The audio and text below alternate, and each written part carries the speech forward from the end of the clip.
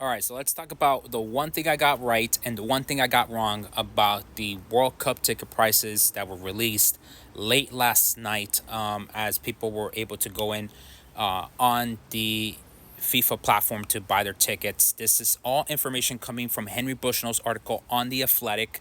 And so you can definitely trust this 100% because I was contributing information for that piece. So this is 100% verified. The one thing I was right about was that the cities were going to be variable priced.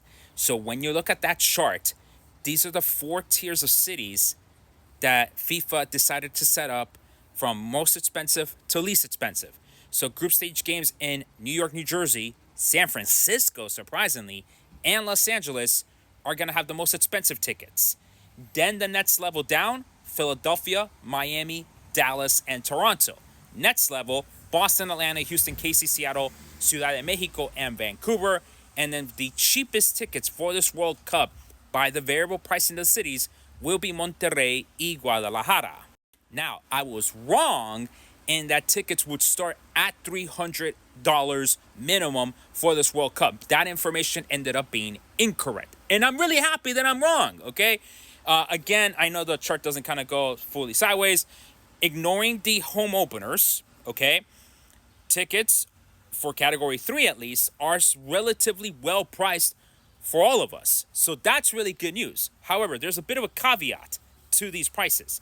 If you look at the seat maps for all of the stadiums, there's not a lot of category 3. There's barely any category 4 to begin with. Some stadiums only had like 10 seats that were classified as category 4.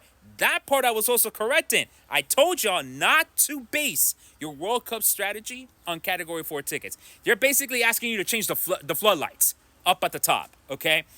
A lot of the stadiums are going to have a lot of category 2 and a lot of category 1 tickets. So, in that context, I guess I was right after all. Okay, no. Let me just say I was wrong about the prices because I was saying category 3 at minimum $300. That ended up being incorrect. I do want to point out one other thing.